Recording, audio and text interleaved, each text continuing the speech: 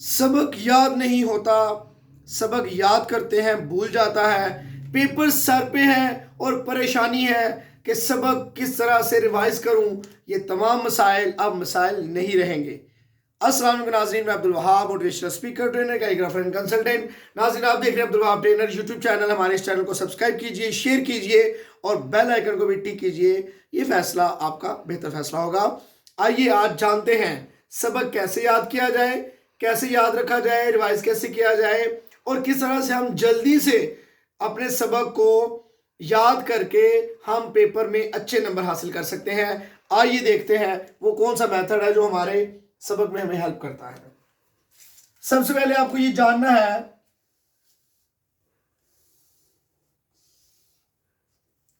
Triangle, जिसमें हम लिख रहे हैं सबक। कोई ऐसा टॉपिक जो आप याद करना चाहते हैं, वो चैप्टर हो सकता है, उस टॉपिक का ताल्लुक आपके साथ है, यानी कि यू आर अ स्टूडेंट, और उस टॉपिक का ताल्लुक आपके उस्ताद के साथ है यानी कि टीचर, और उस टॉपिक का ताल्लुक आपके माहौल के साथ है। ये ट्रायंगल हमने बनाई अपने सबक को समझने के लिए। सबसे पहला पॉइंट ये है, अगर आपके टीचर ने आपको वो टॉपिक समझाया हुआ है, आपने उस टॉपिक का कॉन्सेप्ट क्लियर है, उस टॉपिक का, पहली बात यह है उस टॉपिक का कॉन्सेप्ट क्लियर हो। अगर कॉन्सेप्ट क्लियर है तो टॉपिक याद करना आसान होगा, अगर कॉन्सेप्ट क्लियर नहीं तो फिर रट्टा है, तो क्रैमिंग से बचिए। पहला पॉइंट तो ये हो गया। और आपको उस्ताद के साथ वो टॉपिक को कंसल्ट करना पड़ेगा कि उस्ताद मोहतरम ये टॉपिक मुझे क्लियर करवाएं जो मैं याद करना चाहता हूं, और उसको आपको कॉन्सेप्ट के ऊपर काम करना पड़ेगा। नंबर 2, आपको उस कॉन्सेप्ट को क्लियर करने के बाद उस टॉपिक की रीडिंग कीजिए, और चाहे वो नया टॉपिक है चाहे वो पहले से पढ़ चुका है, रीडिंग कर लीजिए। और रीडिंग कैसे कीजिए? थोड़ा सा आवाज के साथ, आवाज जो है ऊंचा ऊंचा रीडिंग कीजिए ताकि आपके कानों में आवाज जाए और आपको वो चीज फील हो। अब उसके बाद क्या होगा, रीडिंग करते हुए कुछ रूल्स को याद रखना है। रूल क्या होंगे, कौन से रूल्स ऐसे हैं जो रीडिंग के दौरान आपको अपनाने हैं? नंबर 1, चूंकि हमारा ब्रेन जो है वो सोचता है कलर्स में, उनको याद रखना आसान हो जाता है और वो वीडियो या पिक्चर्स को ज्यादा मेमोराइज करता है। तो रीडिंग के दौरान अहम पॉइंट्स को आप क्या करेंगे, अहम पॉइंट्स को अंडरलाइन कीजिए, यानी कि आपके पास हाइलाइटर होना चाहिए। अगर आपके पास हाइलाइटर है तो आपके लिए ये ज़्यादा आसानी है, या लेड पेंसिल आपके पास मौजूद है तो आप नंबर 1 रीडिंग के दौरान उनको हाईलाइट कर लीजिए। नंबर 2, जो ही आप रीडिंग कर रहे हैं तो रीडिंग मुकम्मल टॉपिक की कीजिए, उसको शॉर्ट रीडिंग ना कीजिए, तो वो बहुत ज़रूरी होगा। हाईलाइटर किए हुए पॉइंट्स के ऊपर कुछ निशानात लगा लीजिए, सपोज दैट कोई डायग्राम्स बना लीजिए और डिफरेंट कलर्स यूज़ कीजिए। डिफरेंट कलर्स आपके ब्रेन के अंदर मेमोराइज हो जाते हैं। वो छोटी छोटी डायग्राम्स, और उस डायग्राम्स के साथ कोई हिंट लिख लीजिए या क्वेश्चन मार्क लगा लीजिए कि ये मुझे क्लियर नहीं और ये मुझे अपने उस्ताद के साथ पूछना, उनसे कंसल्ट करना है।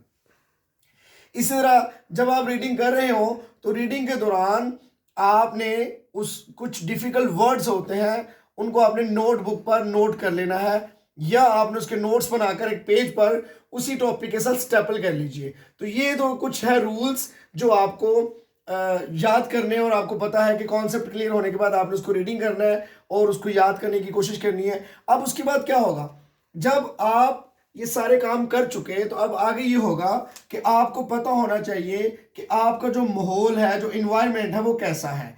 माहौल पर जब मैं बात करूंगा तो वो माहौल आपके घर का हो सकता है, आपके घर का माहौल, आपकी टेबल जहां पर आप स्टडी करते हैं, टेबल सीटिंग जहां पर आपकी है, वहां का इन्वायरमेंट, बुक्स कैसी है, या वहां पर स्कैटर्ड चीजें तो नहीं है। और इसी तरह आपके फ्रेंड्स हैं, फ्रेंड सर्कल कैसा है। फ्रेंड सर्कल में भी आपको, चूंकि आप जब कंबाइंड स्टडी करते हैं तो एक दूसरे के साथ टॉपिक को क्लियर किया जाता है, कंसल्ट करते हैं।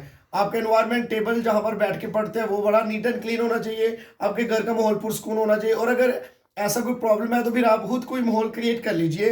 ये माहौल आपके इस टॉपिक को याद करने में बहुत हेल्प करता है। और उसके बाद आप ये कर रहे हैं कि जो अगर आपके पेपर्स की रात है तो आप कोई नया टॉपिक ना पढ़िए, नया टॉपिक आपको परेशान करेगा और आप उसके लिए, आपके लिए सरदर्द बन सकता है। और उसके बाद इसके बाद नंबर 4 आएगा, नंबर 3 आएगा, सॉरी। नंबर 3 में आप क्या करेंगे, जो भी आपने चीज़ें याद की, हाईलाइट की, उसको अब आप मेमोराइज करें और उसको याद करके लिखें, उसको राइटिंग स्किल पर लेकर आए, क्योंकि आपके एग्जाम्स में लिखा जाता है। तो राइटिंग स्किल्स आपकी जो है ना वो बेहतर होनी चाहिए, और या अपने आप को वो मिरर प्रैक्टिस के जरिए सुना लें। अब होता क्या है कि जब हम मिरर प्रैक्टिस के जरिए हम सुना लेते हैं खुद को भी, या राइटिंग स्किल में एक दफ़ा लिख लेते हैं, तो हमारे लिए आसान हो जाता है। इसमें एक और बड़ी अहम चीज़ ये है, सम टाइम आपको एक पूरा टॉपिक एक ही वक्त में याद नहीं होता, तो आप फिर क्या करें, आप ऐसा करें, उस टॉपिक के 3 स्टेप्स बना लीजिए। फॉर एग्जाम्पल ये आप देखिए यहाँ पे कि नंबर 1, आपके पास एक मुकम्मल पैराग्राफ है और पैराग्राफ आपके लिए याद करना मुश्किल हो गया, तो आपने उसके 3 स्टेप बना लिए, 1, 2 और 3। तो पहला अगर वो 150 वर्ड्स है तो पहले 50 वर्ड्स को याद कर लीजिए, फिर नेक्स्ट 50 वर्ड्स और फिर लास्ट 50 वर्ड्स, तो वो आपका क्लियर हो जाता है। इन सारे पॉइंट्स के ऊपर एक अहम पॉइंट होता है, और वो होता है हमारा नंबर 4, ब्रेनस्टॉर्मिंग।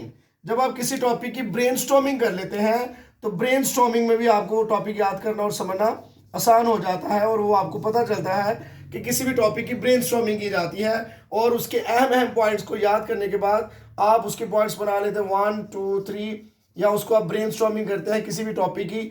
आप फॉर एग्जांपल बेस्ट टीचर का अगर आप ब्रेनस्टॉर्मिंग करना चाहते हैं, या कोई भी टॉपिक है, तो आप उसकी ब्रेनस्टॉर्मिंग करते हैं, और ब्रेनस्टॉर्मिंग के जरिए वो पॉइंट्स के ऊपर आपको लिखना आ जाता है। ये सारी चीज़ें आपको पेपर याद करने में हेल्प करती हैं, और आपको देखना है, दोबारा से बताता चलो, उस्ताद की हेल्प बहुत ज़रूरी है। उस्ताद ने कॉन्सेप्ट क्लियर करवा दिया हुआ, अगर आपने क्लियर नहीं किया तो आप उनसे कंसल्ट करें। आजकल व्हाट्सएप पर अगर रहते हैं, उनसे टॉपिक पे क्वेश्चन कर सकते हैं, क्वेश्चन रेज कीजिए और अंडरलाइन कीजिए, हाईलाइट कीजिए, डायग्राम्स बनाइए उस टॉपिक के हवाले से। और हाँ, सबसे अहम चीज़ जो इसमें आपको मुझे बतानी है, और वो नंबर 5 पे आएगी, और वो क्या होगी, और वो है अपने उस टॉपिक जिसको आप याद करना चाहते हैं उसके साथ कोई याद जोड़ लीजिए। याद से मुराद क्या होगा, कोई फनी वीडियो, कोई फनी एग्जाम्पल, कोई ऐसा क्लिप, कोई ऐसी वीडियो आप उस टॉपिक के साथ बना लीजिए, जो कोई, अगर आपका बिहेवियर सीरियस है, संजीदा, तो कोई संजीदा टॉपिक, कोई संजीदा स्टोरी, ऐसी स्टोरी हो जाए जो उस टॉपिक को याद करने में हेल्प करे। तो ये था हमारा छोटा सा कॉन्सेप्ट कि जिसको हम समझेंगे कि किस तरह से आप अपने सबक को जल्दी जल्दी रिवाइज कर सकते हैं, और कैसे याद करें। कोशिश करें अकेले याद करें, और शोर शराबा ना हो, और जब पढ़ रहे हो तो सिर्फ पढ़ें, याद कर रहे हो तो सिर्फ याद करें। उसमें ऐसा ना हो कि आप खा भी रहे हैं और याद भी कर रहे हैं और टीवी भी देख रहे हैं। ये 3-4 चीज़ें जो आपका फोकस को डिट्रैक्ट करती हैं, लिहाजा अपने फोकस को डिट्रैक्ट होने से बचाइए। टीवी मत देखिए, पेपर में तो टीवी के ऊपर बिल्कुल पाबंदी लगा दीजिए। इसी तरह आपके पास मोबाइल चैट है, सोशल मीडिया है, तो सोशल मीडिया पर भी मैं चाहूँगा कि पेपर्स में इस पर भी पाबंदी लगा दीजिए। ये वो चीज़ें जो आपको नहीं करनी। इसी तरह आपको बहुत सारा आपको खाना पीना है, बड़ा शौक है आपको खाने पीने का, तो ईटिंग वगैरह ये वो बैलेंस कीजिए। इसको वो एक्स्ट्रा चीज़ें अपनी पढ़ाई से दूर कर दीजिए, और अपने सोशल लिंक्स में भी आपका जो पार्टीज़ वगैरह है इनको भी ख़त्म कीजिए, और बिल्कुल फोकस्ड रहिए। आपके नंबर भी अच्छे आएंगे और आपके रिजल्ट्स भी अच्छे होंगे। मैं उम्मीद करता हूँ कि आज की वीडियो आपको बहुत अच्छी लगी होगी, और हमने शॉर्ट टाइम में इसको सीखा कि किस तरह से हम इसको बेहतर कर सकते हैं। अपना बहुत सा याद रखिए, दुआ में याद रखिए। पाकिस्तान जिंदाबाद।